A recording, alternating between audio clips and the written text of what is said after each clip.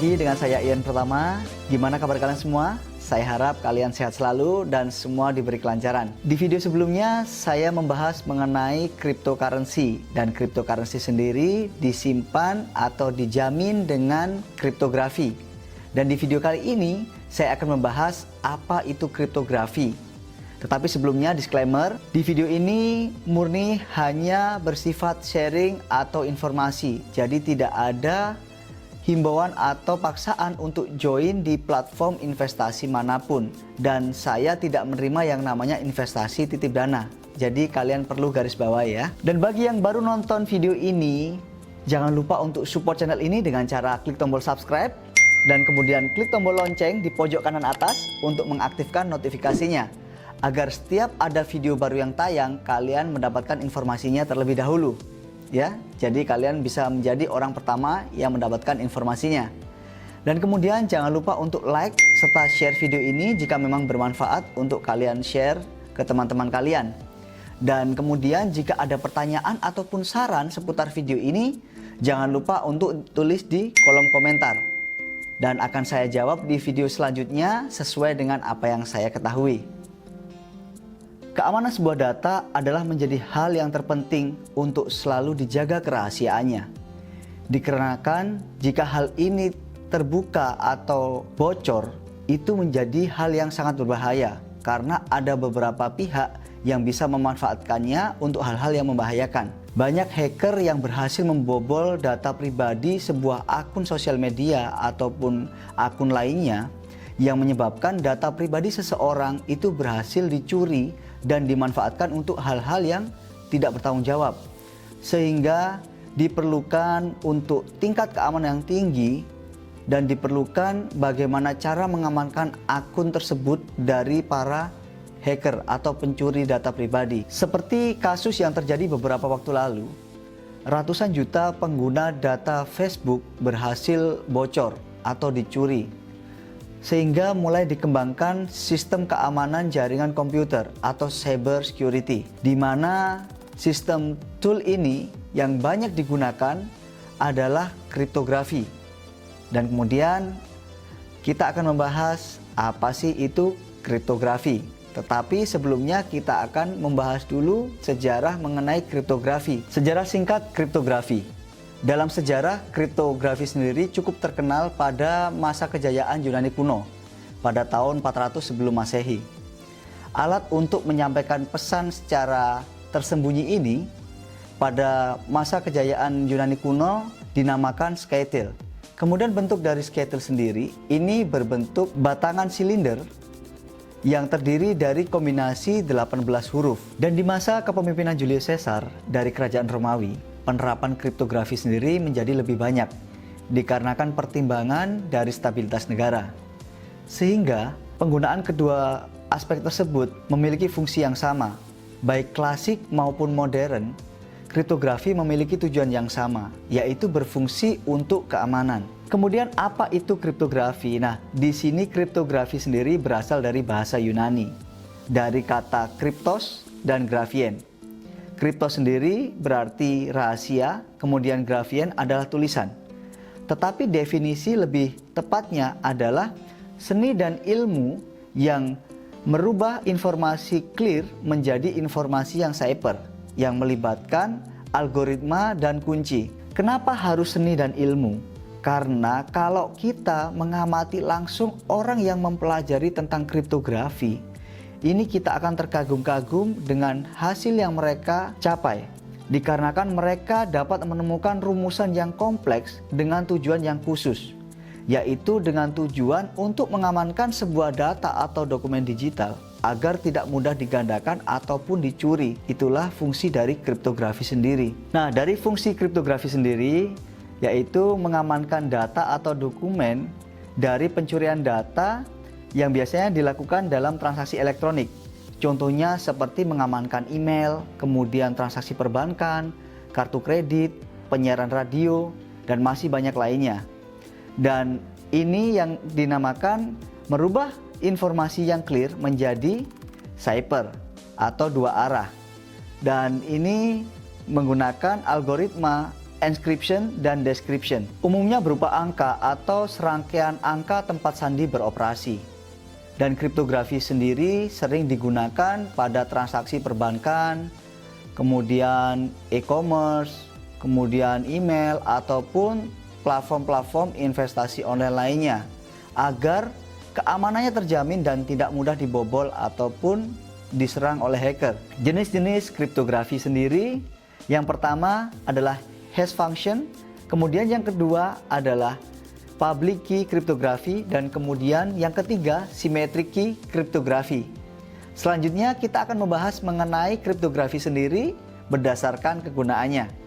Apa saja? Yang pertama, hash function. Jenis kriptografi ini menggunakan persamaan matematika, di mana algoritma akan mengambil nilai numerik sebagai input yang kemudian akan diringkas oleh hash system.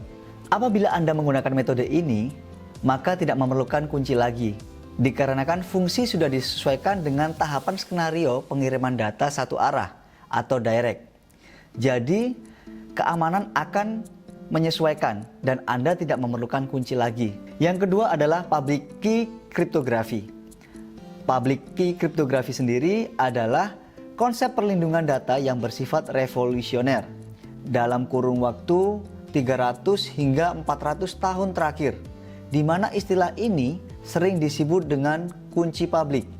Public key ini memanfaatkan dua kunci yang saling berhubungan, yaitu kunci publik dan private. Public key kriptografi biasanya dianggap lebih aman daripada menggunakan symmetric key, dikarenakan kriptografi ini menggunakan metode RSA, dan beberapa contoh metode lainnya terdapat DSA, PKC, dan teknik kurva elips. Yang ketiga adalah symmetric key kriptografi.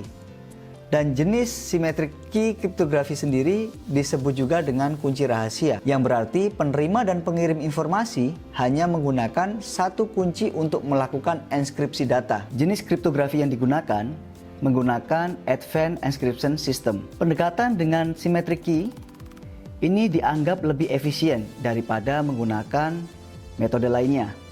Nah, sampai di sini bisa dipahami ya. Jadi, apa saja perbedaan dari beberapa jenis kriptografi tadi? Teknik dan algoritma kriptografi.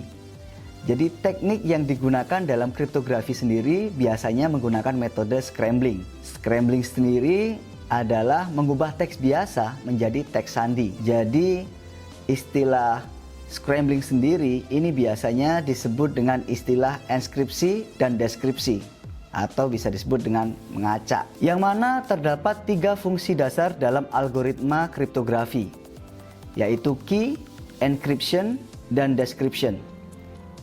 Untuk encryption atau enskripsi sendiri adalah berfungsi merubah dari teks biasa menjadi teks sandi. Kemudian untuk description sendiri atau deskripsi kebalikan dari enskripsi, yaitu membuat sebuah pesan agar mudah dibaca oleh user dengan baik. Ya.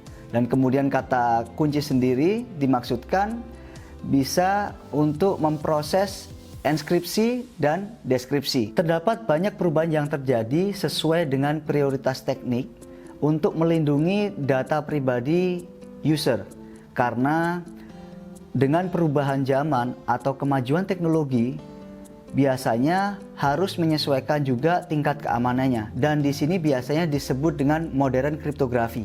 Nah, di sini akan saya bahas apa saja yang termasuk dalam modern kriptografi. Berikut terdapat beberapa petunjuk untuk kebutuhan kriptografi yang dapat digunakan oleh para kriptografer.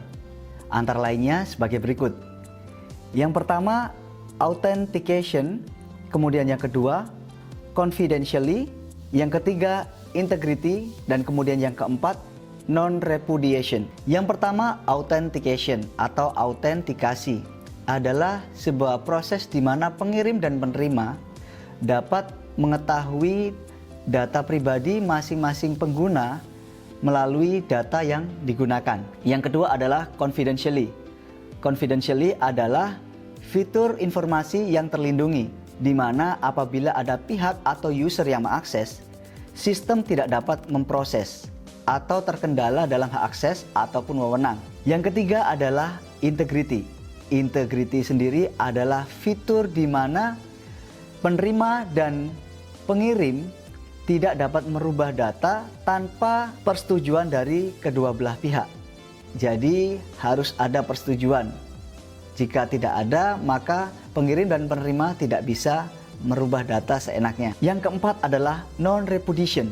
Non-repudiation sendiri adalah di mana kondisi pengirim dan penerima itu tidak dapat mencegah ataupun menyangkal tujuannya untuk merubah atau menciptakan sebuah informasi. Nah, sudah bisa dipahami kan dari beberapa informasi yang saya sampaikan mengenai tentang modern kriptografi. Nah, kesimpulannya, kriptografi sendiri adalah proses menyampaikan pesan secara tersembunyi dengan memanfaatkan enkripsi data. Bisa dipahami ya sampai di sini ya. Nah, dalam era yang sekarang semakin majunya teknologi dan banyak sekali investasi online dan kemudian sarana digital lainnya, kriptografi sendiri sangat diperlukan untuk mengamankan data para user. Dikarenakan jika tidak diamankan atau tidak menggunakan kriptografi dengan sistem keamanan yang bagus, akan mudah dibobol, kemudian spam, dan lain sebagainya. Dan itu membahayakan bagi para pemilik akun ketika mereka memiliki sebuah investasi di investasi online. Jadi terima kasih, semoga informasi di video ini dapat bermanfaat untuk kalian semua. Baik semuanya, di video kali ini saya rasa cukup. Dan jangan lupa kalian mampir di channel Instagram saya ya. Untuk channel Instagramnya saya cantumkan di kolom deskripsi.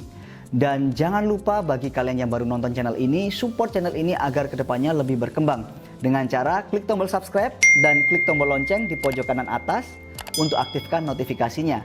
Agar setiap video baru yang saya upload, kalian mendapatkan informasi yang pertama. Dan kemudian jangan lupa untuk klik tombol like serta share video ini jika memang bermanfaat untuk kalian. Kemudian jangan lupa untuk tulis di kolom komentar jika kalian ada pertanyaan ataupun saran seputar video ini. Jadi sampai di sini dulu dan semoga kalian menikmati video yang saya sajikan. Sampai jumpa di episode selanjutnya masih dengan saya Ian Pertama. Salam profit. Bye bye.